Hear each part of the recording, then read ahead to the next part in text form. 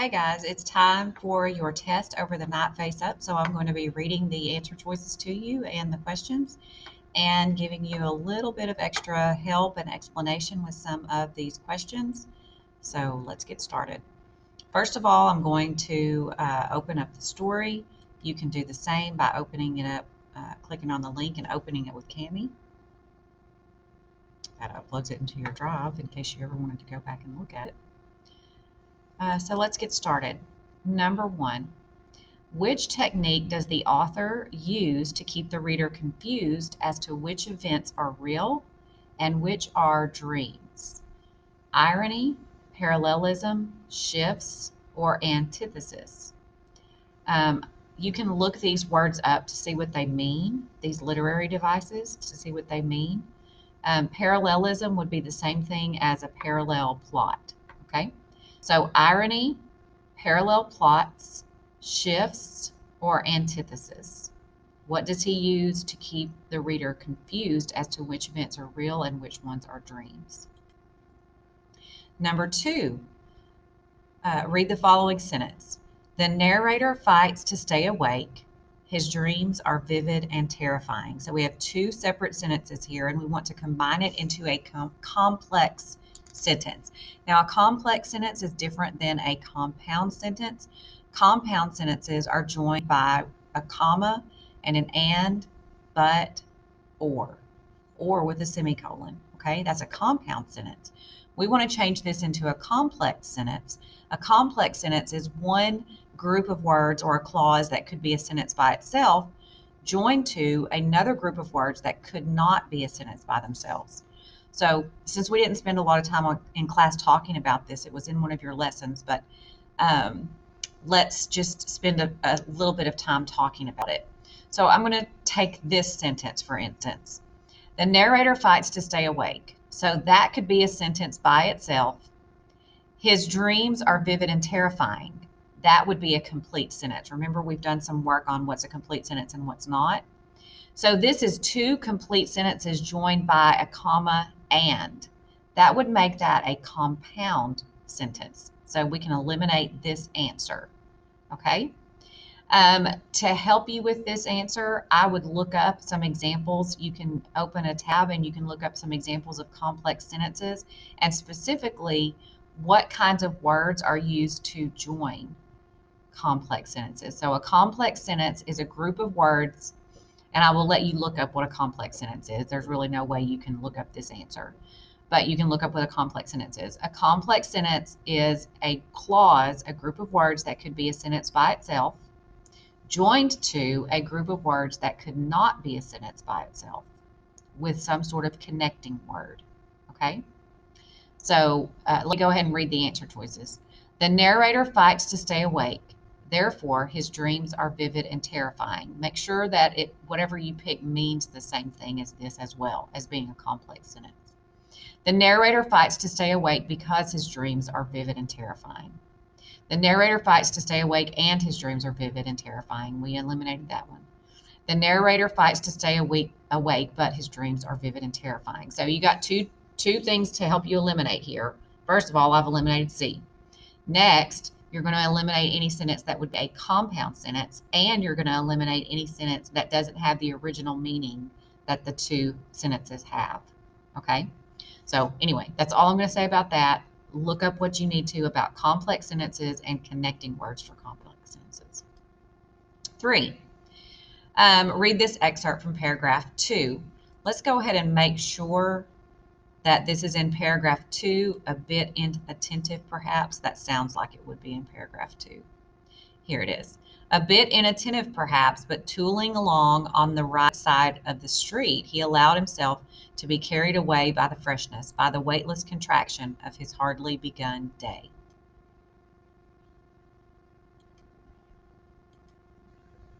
Okay. So,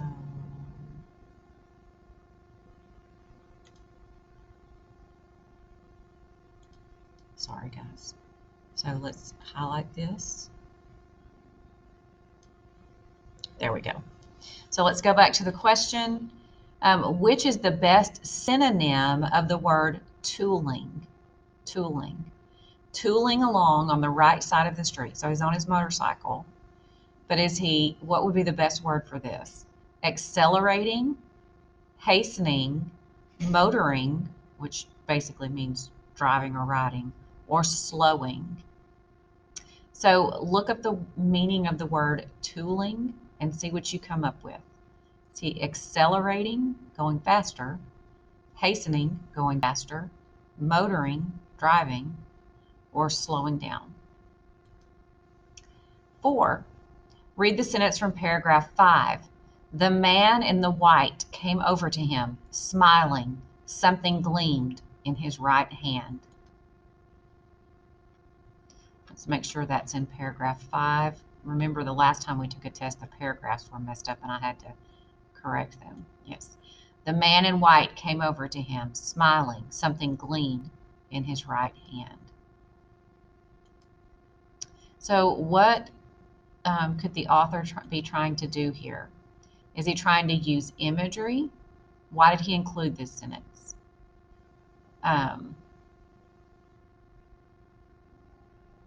To use imagery to create a really vivid picture in your mind, to build suspense, make you wonder what was about to happen, to apply foreshadowing, to foreshadow something that's happening in the future, or to introduce a comparison. Number 5, which setting in the story is the reality? And we talked about this. If you read the full story and understood it and watched the videos, you will know which of these is correct. Let me read the answer choices. Which is the reality, the real setting of the story? Is it ancient Mexico, modern day Mexico, a hospital, or a hotel? Number 6, read the sentence from paragraph 6. It was unusual as a dream because it was full of smells, and he never dreamt smells. Now, this is kind of related to the question that we were talking about a minute ago as to which setting is real. So it was unusual as a dream because it was full of smells, and he never dreamt smells. So let's go back to paragraph 6 and look at that. Where is he at this point? Well, he's going to look at the x-rays. He's in the hospital. And it says it was unusual as a dream because it was full of smells and he never dreamt smells. Okay, so what is the author doing here? Is he presenting irony? What is the author's purpose for including that sentence? To present irony. You can always look that up in the dictionary. To flash back to past events, to foreshadow future events, or to present an understatement. Guys, really look up these words and really, really do your best. These test scores have been low. I know I keep saying that, but sometimes I feel like you are not putting your best effort into these tests, that you just want to get them done. So make sure that you are really, really thinking these questions through, taking your time, looking up words as needed. Read the sentence from paragraph 7. An unexpected sound made him crouch suddenly, stock still, and shaking. I don't know why I keep opening another one where I've got one open. Paragraph 7. This is where he's in the jungle setting. An unexpected sound made him crouch suddenly, stock still, and shaking. And if you need to, you can read the sentences the paragraph or the sentences that go with that. So if the author had wanted to use a stronger word than stock still, what does stock still mean? Well, it means just very still. If he wanted to use an even stronger word for very still, would he use motionless, stationary, immobile, or paralyzed? Number 8, read the excerpt from paragraph 17. Let's find paragraph 17. It's way down here. There we are.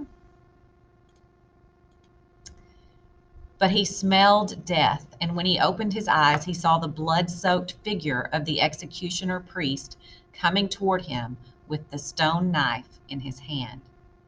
What does the blood-soaked figure of the executioner priest in the ancient setting correspond to in the modern setting. We have plots here that match up. So what does the executioner priest parallel with in the modern setting? The broken motorbike, the cut on his face, the patient in the bed, or the surgeon?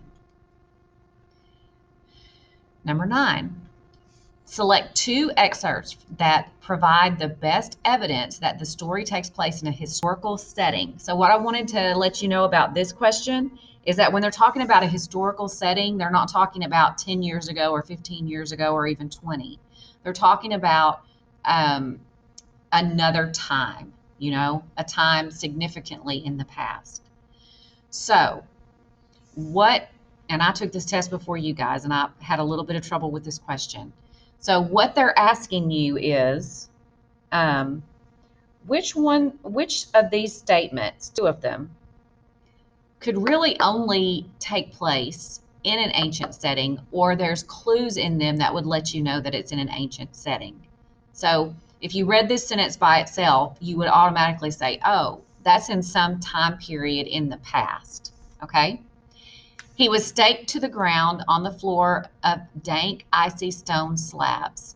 The cold bit into his naked back, his legs.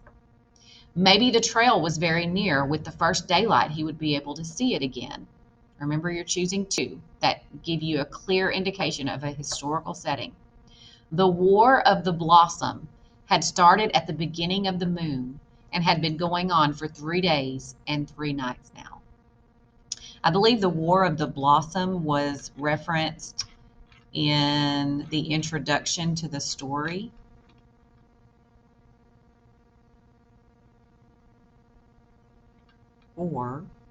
It was right here. So there's a reference to the War of the Blossom right here, so that might help you out a little bit. The War of the Blossom had started at the beginning of the moon and had been going on for 3 days and 3 nights now. It smells of war, he thought, his hand going instinctively to the stone knife, which was tucked at an angle into his girdle of woven wool. Laid next to the night from which he came back, the tepid shadow of the ward seemed delicious to him. A violet lamp kept watch high on the far wall like a guardian eye. That's like the hospital. Laid next to the night from which he came back, the tepid shadow of the ward seemed delicious to him. A violet lamp kept watch high on the far wall like a guardian eye. Sorry, I can't read, guys. I guess I'm tired. 10. Read the sentence about the story. The short story, The Night Face Up, is a story of illusion.